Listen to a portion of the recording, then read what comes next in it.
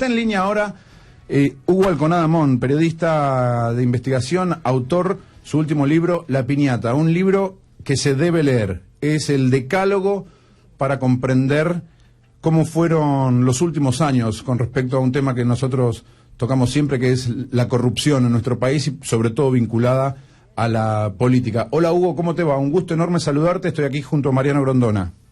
Buen día Carlos, buen día Mariano, un placer hablar con ustedes. Lo mismo. Hugo, lo que a mí me impresiona más, por lo pronto, es el título, ¿no? Usted fíjese que ya no se puede decir la corrupción. Uno dice la corrupción es como que dice algo obvio, algo asumido, ¿no? Ahora hay que decir la piñata. Es el nuevo nombre de la corrupción. Absolutamente. Explica Hugo por qué la piñata. Porque es justamente un paralelo que hago con un lugar insólito para muchos oyentes, que es Nicaragua. ¿Por qué es esto? Muy breve, en unos segundos. En Nicaragua, 1990, cuando el Frente Sandinista estaba en el poder, convoca elecciones creyendo que las ganaría. Perdieron frente a Violeta Chamorro. Y durante los meses que siguieron, organizaron lo que desde entonces se conoce así en Nicaragua, la piñata. Si lo googlean, se encuentra. ¿Qué significó eso? Manotearon el cálculo oficial, según la Procuración General de la República Nicaragüense, es que manotearon 1.300 millones de dólares.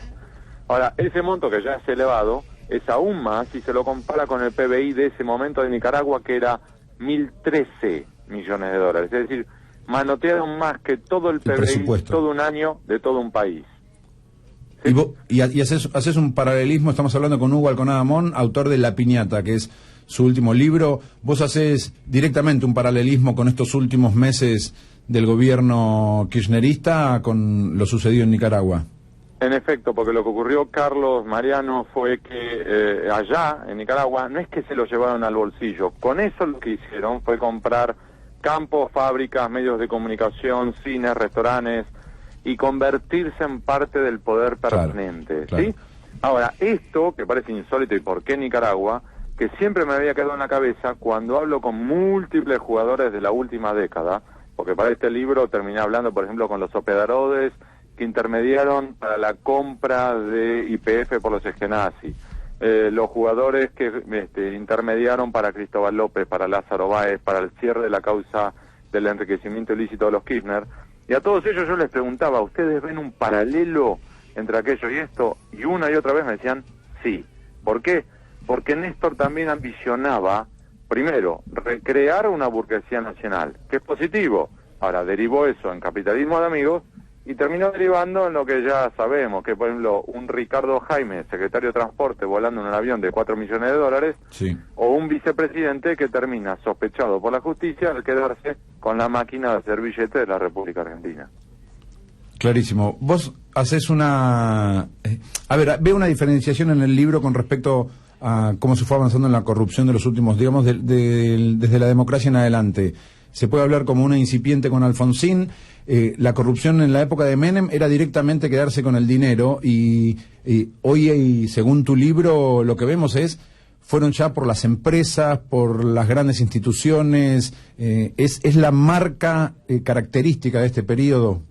Sí, aquí lo que tenés es una profesionalización del sistema, ¿sí? Lo que empezó de manera incipiente con algunos personajes del alfonsinismo, que era una cosa casi amateur, ya con Menem se hacía de manera mucho más acertada y aceitosa. Sí. Y lo que hacían era, por ejemplo, había que construir una ruta. Costo de la ruta, 100 millones de dólares. Te pedían el 10%, 10 millones de dólares. Lo que ocurre ahora con el kirchnerismo es que no te piden un porcentaje del dinero de la inversión. Lo que te piden es un porcentaje de las acciones. De la empresa. Vos vas a construir una ruta por 100 millones de dólares, dame el 10% de las acciones. Y yo voy a cobrar, funcionario, el 10% de las tarifas, los subsidios y los peajes que esta ruta cobra por la eternidad. Claro, es asociarse directamente a la corrupción, ser socio de la corrupción. Y en efecto, y algo más, Carlos, Mariano, lo que tenés ahora es la profesionalización de la coima. ¿Qué significa esto? Que cuando te hacen el cálculo de los sobreprecios y por tanto también del dinero y del manoteo, los verdaderos profesionales te lo cuentan abiertamente. Lo que hacen es hoy calcular cuánto se van a llevar ellos y cuánto, casi como lo que los norteamericanos llaman contingencies, Sí. que es en definitiva decir, bueno, si me llegan a agarrar, ¿cuánto es para mi abogado? ¿Cuánto para el fiscal? ¿Cuánto para el juez? ¿Cuánto para los camaristas? Increíble, doctor. A mí lo que me impresiona de toda esta descripción, Hugo, es el carácter creciente de la corrupción, ¿no? Es como un cáncer que avanza dentro del organismo y va tomando cada vez más espacio para sí. Es que ese es el punto clave, Mariano. Ese es el punto clave. ¿Y por qué? Usted ha tenido esos pequeños grandes lujos en todos estos años como periodista de poder entrevistar a algunos que uno dice, le saqué las ganas, pude entrevistar a esta persona. En ese orden, yo por ejemplo me pude sacar las ganas de entrevistarlo a Antonio Di Pietro, el gran fiscal del Mani Pulite, ¿sí? ¿Y qué decía él, Carlos, Mariano? Cuando yo le preguntaba sobre cómo ocurrió allá en Italia, él me contó, allá por el Mani Pulite fueron 3 grandes referentes, Borsellino, un juez, Falcone, otro juez, y él. A Borsellino y a Falcone los mataron. Él se tuvo que ir a vivir a otro país con otra identidad durante 6 meses y afrontar más de 900 causas penales en su contra. 900. Claro. Es una locura. Todo el sistema detrás de eso. En efecto. Ahora, él lo que dijo fue, durante la entrevista, el punto clave fue cuando la sociedad italiana de repente, frente a ese cáncer, dijo, basta.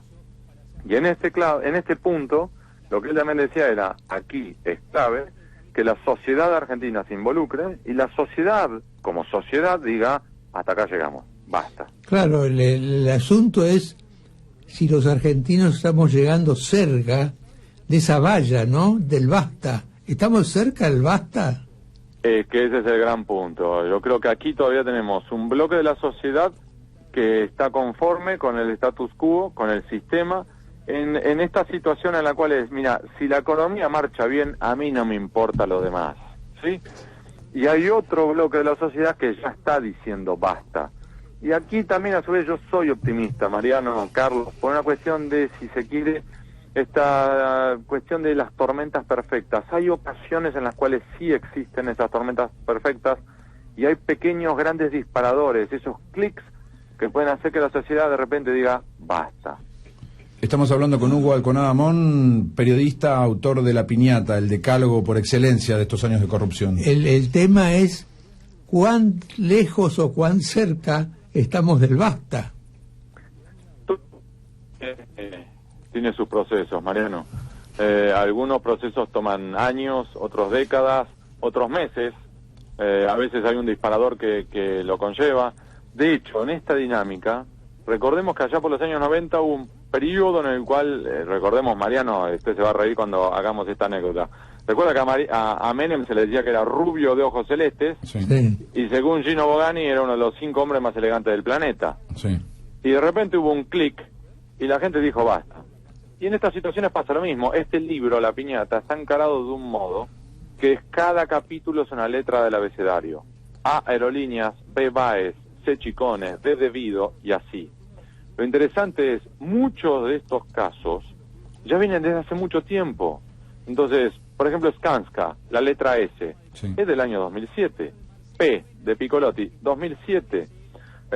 Y luego hay otros más recientes, la C de Chicone, 2012. Y hay otro Jaime, que incluso tiene durante varios años, varios episodios. Pero lo interesante aquí es que sí, la Argentina, la sociedad le dio la elección en el año 2007 a la presidenta, en el año 2011 le dio la reelección. De repente ahora hay una dinámica de agotamiento o cansancio, que en parte es por la corrupción, en parte es por los propios problemas del modelo, pero es una oportunidad nueva de decir, replanteemos los juegos. Quiere decir que lo que no hay que hacer es abandonar la esperanza. Yo, sin duda. Yo soy optimista y yo prefiero ver, Mariano, en esto el largo plazo, ¿sí? Todo país tiene sus avances, sus retrocesos, sus declives, sus ascensos. Y recordemos, a ver, como punto de comparación quizá extraño, pero en Estados Unidos la abolición de la esclavitud fue en 1860. Guerra civil terminó en 1865. Y aún así, 100 años después, todavía los blancos y negros no compartían ni micros, ni restaurantes, ni baños, ni escuelas. Aún más, demoraron 144 años más para que un mulato, ni siquiera un negro, un mulato ingresara a la Casa Blanca como presidente. Todo proceso toma su tiempo, pero llega. Te quiero hacer una pregunta, Hugo, porque cuando hablaba recién Mariano y decía que lo más grave es que la corrupción sigue avanzando, cuando uno lee tu libro a mí me quedan varias impresiones. Entre ellas, uno, ¿cuál es el rol de la justicia? Porque con tanto nivel de detalle que tenés en el libro y que la justicia no avance más allá de la corrupción, de la piñata y como le quieras poner el nombre, yo veo que hay una, cuando no mirada para el costado, hay una connivencia de la justicia con los procesos de corrupción. Es un muy buen punto. Y la justicia o la administración de justicia es un factor determinante. Reitero, para mí el factor clave es la sociedad, pero un factor determinante es la justicia. ¿Por qué? Hay un par de muy buenos estudios que han hecho 2 ONGs y una oficina pequeña del propio Ministerio Público Fiscal, que hicieron un relevamiento de las 750 causas o escándalos de corrupción más grandes durante 25 años de nuestra historia. Sí. Desfalco estimado de 13.000 millones de dólares. ¿Saben cuál fue el porcentaje de esas 750 causas que terminaron con una condena? Sí, yo lo sé porque lo leí en tu libro. El 3%. Sí. Claro, es imposible. ¿Eso qué marca? Que aquí es a mayor poder, a mayor sensibilidad en el expediente, menos probabilidades de poder avanzar y llegar a una condena. Por el contrario, la inmensa mayoría duró en promedio entre 13 y 14 años y derivó o terminó con prescripción. Es decir, el archivo por el mero transcurso del tiempo. Ahora, esto, que es un debe en el rol y lo que ha hecho hasta ahora la justicia, es un punto saliente. Pero a su vez, ¿qué te dicen muchos jueces y fiscales? Nosotros queremos investigar, pero sabemos que si investigamos, a su vez, en el Consejo de la Magistratura nos ponen aprietos o nos destituyen. Claro, ahí... Y por eso vuelvo al tema de por qué defino a la justicia como determinante, pero a la sociedad como clave. Porque cuando la sociedad en un momento dijo basta, se frenaron. Recordemos un caso paradigmático, Campagnoli. Sí. Intentaron avanzar sobre Campagnoli y como la sociedad dijo, momentito, no pudieron derribarlo. Sí. Si no lo hubieran hecho. Sí, por eso es muy muy interesante tu libro, Hugo. He leído casi todo lo que escribiste, pero el último me parece que es el más logrado, como te digo, por el nivel de descripción y de detalle. Cuando uno lee y se da cuenta, por ejemplo, uno tiene que entender la complejidad de los jueces subrogantes, que están allí agarrados de un hilito y saben que si fallan hacia un costado vuelven a ser secretarios o a sacar fotocopias en el tribunal. Pero después también veía algo que está muy marcado en el libro, cómo se nota cuando un funcionario cae en desgracia, que ahí sí la justicia avanza. Digo, vos nombraste recién a Piccolotti, Jaime, en el libro también hablas del caso de Felisa Micheli, cómo cuando un funcionario cae en desgracia o no se encolumna detrás del poder, la justicia sí termina avanzando. Ese es un muy buen punto. Carlos, Mariano, aquí lo que tenemos es, el libro, como remarcaba, cada capítulo es una letra del abecedario y entonces, por ejemplo, hay capítulos que la letra C, Chicone, ese capítulo solo registra 285 fuentes. Solo ese capítulo. Bueno, uno podría llegar a la conclusión de que el abecedario finalmente se agota, se llega a la Z y acá estamos. Bueno, el punto de Mariano, primero, sí, llegamos a la Z y segundo con un par de colaboradores maravillosos que fueron Iván Ruiz y Maya Castrolansky. Uno de los puntos que nos pasamos discutiendo fue a quién dejábamos afuera. Porque claro. Nos sobraban los casos para las letras que teníamos. Claro, tenías que hacer la enciclopedia británica. Claro, ahora el punto es aquí, uno puede abordar cada capítulo por separado, y está bien, pero al mismo tiempo el libro lo que termina mostrando es que hay jugadores que se repiten, prácticas que se repiten y conectores entre sí. Los conectores, es buenísima esa idea. Y a su vez, ¿qué es lo interesante aquí? Era, ¿por qué nos pusimos a una letra F de Felisa Micheli o una P de Piccolotti? ¿Por qué? Porque este punto que remarcaba antes Carlos, era, más de una vez nosotros dijimos, nos preguntamos, era, ¿por qué este caso sí pudo avanzar y este otro no? Y lo que nos decían una y otra vez varios de los jugadores, de los operadores, era porque se cortaron solo. Claro. nos encolumnaron. Es decir, es un sistema colectivo en el fondo. Claro, de conectores. En efecto, en el cual tenés un sistema que te organiza para el cobro de lo que haya que cobrar, pero al mismo tiempo que si te encuentran, serán ellos los encargados de encubrir y proteger y garantizarte la impunidad, e incluso, le traes de relato, te van a dar la cobertura mediática para defenderte. Ahora, la gran pregunta final es esta. La piñata, al fondo del horizonte, ¿hay una luz o esto va a seguir por siempre? Para mí, Mariano, yo creo que, reitero, depende de la sociedad y estamos ahora en un momento decisivo en el cual como sociedad estamos modificando quiénes son los protagonistas hoy de la Ciudad de Buenos Aires, de la provincia y de la nación. Pero esto depende de la sociedad. ¿Por qué? Porque esta piñata, que ahora es una piñata acá, si se quiere, de aquí a diciembre puede ser una piñata naranja, o una piñata amarilla, o una piñata de cualquier otro color. Depende si la sociedad argentina dice no va más, o simplemente lo único que me interesa es cambiar los rostros, pero que las prácticas continúen. Ahora, la conclusión es que no hay conclusión. Es decir, no sabemos. Exactamente, Mariano. Ese es el muy buen punto. ¿Dónde desemboca? Ese es el punto, Mariano. Depende de nosotros. Depende de nosotros, clarísimo. Hugo, te queremos agradecer. Felicitaciones por este nuevo libro. Hugo Alconada Mon, periodista, autor de La Piñata, un libro que se los recomiendo, como él nos está contando. Es un libro que es como un abecedario. Uno elige la letra, lo puede leer por caso puntual que no se va a perder, pero siempre hay un hilo conductor que es la corrupción. Hugo, un abrazo enorme, muchísimas gracias.